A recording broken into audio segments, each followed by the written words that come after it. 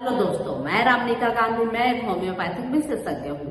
आज मैं बात करूंगी पॉल्यूशन की वजह से होने वाली हेल्थ से जुड़ी हुई समस्याओं और उसके कैसे हम निदान करें, क्या क्या होम्योपैथिक दवाइयाँ हैं जिसका हम उपयोग करें। तो चूंकि अभी के माहौल में पॉल्यूशन बहुत ज्यादा बढ़ा है और ये सिर्फ शहरी क्षेत्रों में नहीं, ग्रामीण क्षेत्रों में भी पॉल्यूशन की अब स्थिति बहुत ज्यादा गंभीर हो गई है।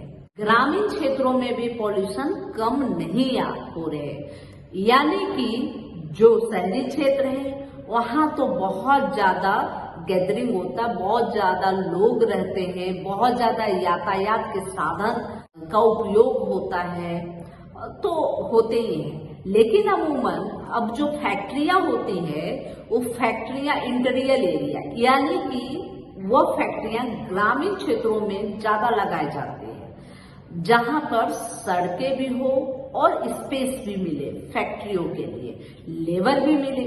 तो अब ऐसी स्थिति की वजह से ग्रामीण क्षेत्रों में भी पॉल्यूशन बहुत ज्यादा हो रहा है, क्योंकि हमारे यहाँ बहुत ज्यादा इंडस्ट्रियां हैं और इंडस्ट्री होने की वजह से पॉल्यूशन बहुत ज्यादा बढ़ी है। और खास तौर पे इसका असर गर्मियों में तो और ज्यादा देखने को मिलता है। जब गर्मियों में हमारे स्किन से बहुत ज्यादा पसीना निकलता है और जो डस्ट है, जो केमिकल युक्त, जो पॉल्यूशन में हवा में जो केमिकल मिले होते हैं वो हमारे स्किन पे लगभग चिपकते से जाते हैं।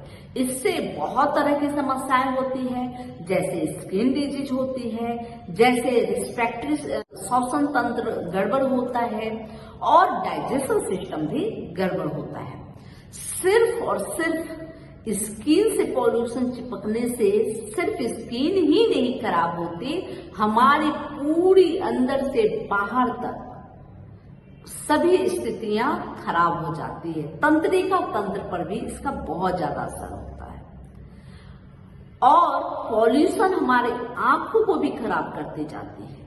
अब पहले के समय में हम लोग चूल्हे पर खाना बनाते थे तो लोग बोलते थे कि उसमें बहुत ज्यादा धुआं होने की वजह से आपको आपके रेटिना पर असर करता है, खराब करता है। लेकिन अभी के समय में हम चूल्हे पे खाना नहीं बनाते, लेकिन फिर भी बहुत कम उम्र में आंखों का विजन डाउन हो रहा है, रेटिना खराब हो रही है, मोतियाबिंद की शिकायत आजकल बच्चों को तक को हो रही है, आंखों में एलर्जी की समस्या लगातार बनी हुई है और छोटे छोटे बच्चों में एलर्जी की समस्या है।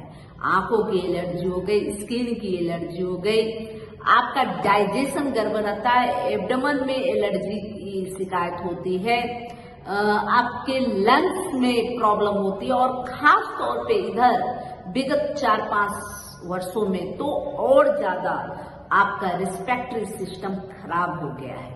हर 100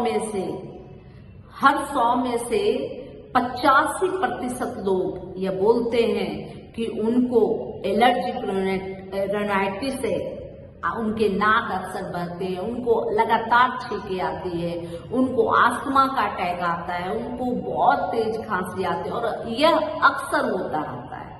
तो इस तरह की समस्या लगातार बनी रहती है और यह कोरोना काल के बाद तो ऐसा कहें कि रिस्पिरेटरी सिस्टम बिल्कुल डैमेज सी हो गई है। हर 100 में से 85 लोग, 90 लोग कहें तो इस समस्या से पीड़ित हैं, जिसमें 85% लोग अक्सर बहुत ज्यादा उनको एलर्जिक कफ बनते हैं। वो ठंडे के मौसम में भी हो रहे हैं, गर्मी के भी मौसम में हो रहे हैं, बारिश के मौसम में भी हो रहे हैं, जबकि यह समस्या पहले के समय में इतना नहीं था। ये जो हमारे क्लिनिक पे आने वाले बहुत सारे लोग हैं जिनको इस तरह की समस्या हो रही है, चाहे वो किसी अन्य समस्या की वजह से आए, जब उनको उनकी सब परेशानियां जब पूछने लगते हैं तो अक्सर वो बताते हैं मैं तो छींक से बहुत परेशान हूं।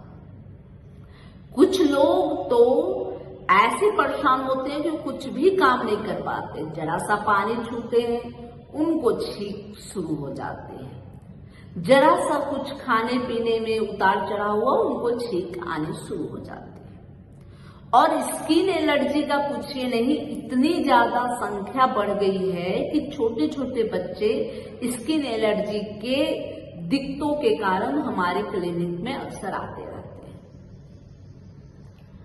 और तो और अभी इतना जो पॉल्यूशन है उसकी अगर त्वचा की सही से देखभाल नहीं की जाए तो बहुत जल्दी ही छोटे छोटे बच्चों के चेहरे पे झुर्रियां आने लगी है। तो यह सब पॉल्यूशन जो बिगड़ा है, जो खराब हुआ है, उसकी वजह से हो रहे हैं। छोटे छोटे रेसेस आ रहे हैं, हमेशा ऐसे जब भी कुछ खाया पिया उसमें उतार चढ़ाव हुआ या कुछ भी करा, कहीं गया, बाहर निकला, थोड़े से पसीने आए और पूरे स्किन में रेसेस आए, पूरे स्किन में खुजलियां स्टार्ट हो गई, इचिंग स्टार्ट हो गई। बहुत तरह की समस्याएं हैं जो पॉल्यूशन की वजह से हो रहे हैं। अब पॉल्यूशन से बचाव कैसे किया जाए? तो सबसे इजी बात है कि आप शुरुआत करें, अपने घर के आस-पास पेड़ पौधे लगाएं, बड़े बड़े वृक्षों के पेड़ लगाएं, ताकि आप जो पॉल्यूशन हो रहा है उसको किसी न किसी तरह से, जो पेड़ होती है ना वो पॉल्यूशन को रिफाइन करते हैं और आपके पास शुद्ध हवा, शुद्ध वातावरण पेश करते हैं। अब अपने आसपास ही क्यों, दूर दूर भी जा सकते हैं अगर आपके अंदर क्षमता है तो। लेकिन आसपास इसलिए क्योंकि पेड़ लगाना ही एक औचित्य नहीं है।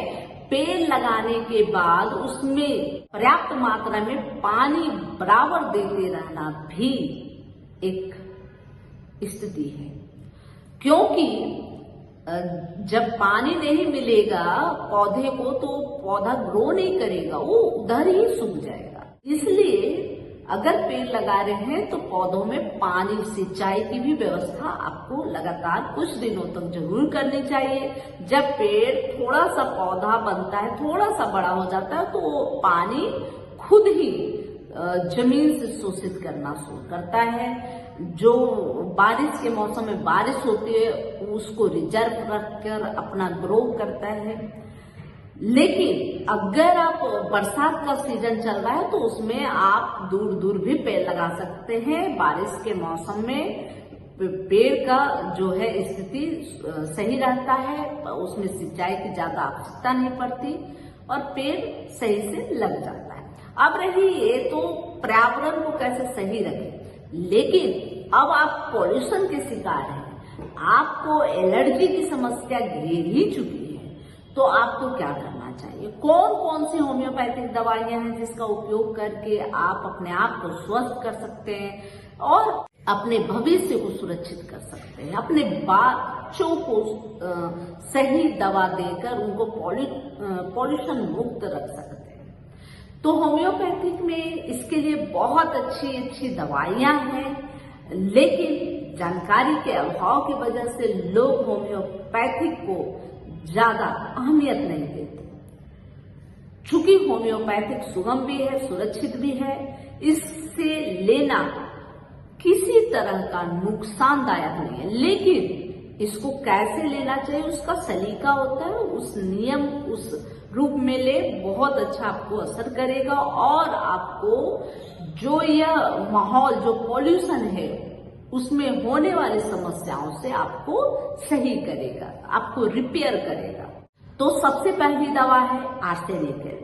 आर्सेनिक जो ये पॉल्यूशन है, पॉल्यूशन के कारण जो समस्या आपको शरीर में, आपके शरीर में हो रही है, जो दिक्कतें, जो परेशानी आ रही है, आपका रेस्पिरेटरी सिस्टम को भी सही रखता है।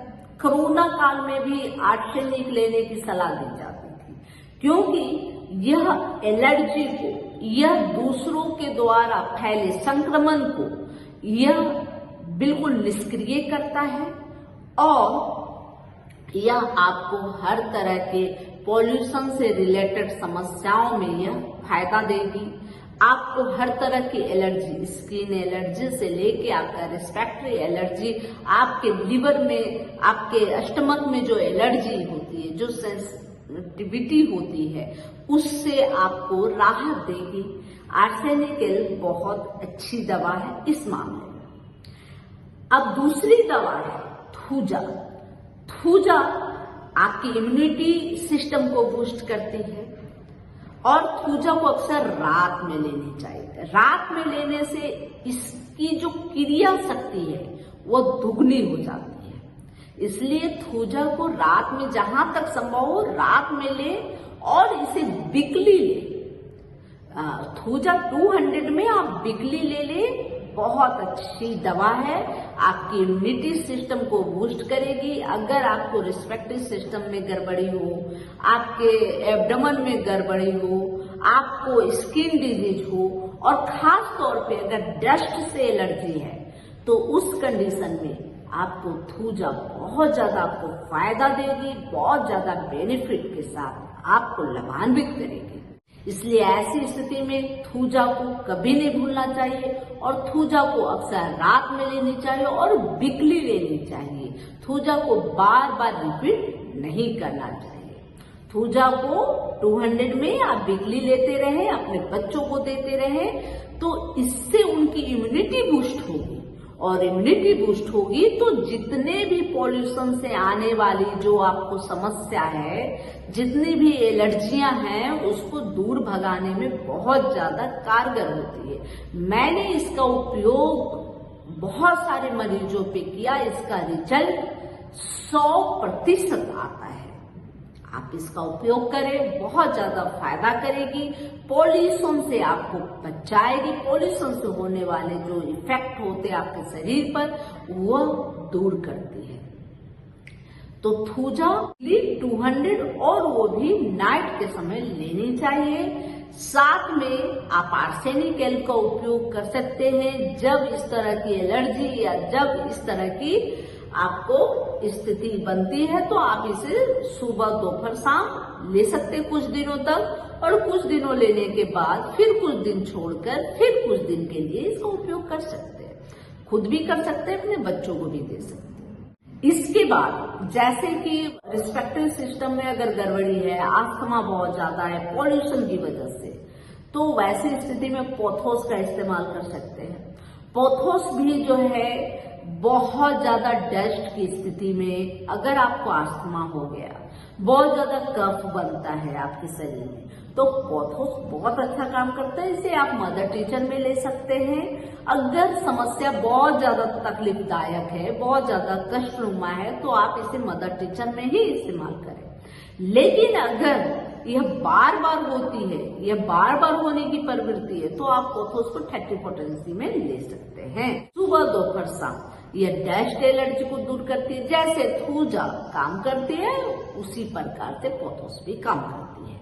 लेकिन यह सिर्फ रेस्पिरेटरी सिस्टम पे बहुत अच्छा काम करती है। और थूजा पूरी की पूरी जो है आपके पूरे शरीर की इम्यूनिटी बूस्ट करती है और शरीर में होने वाली बहुत तरह की समस्याओं से दूर करती है।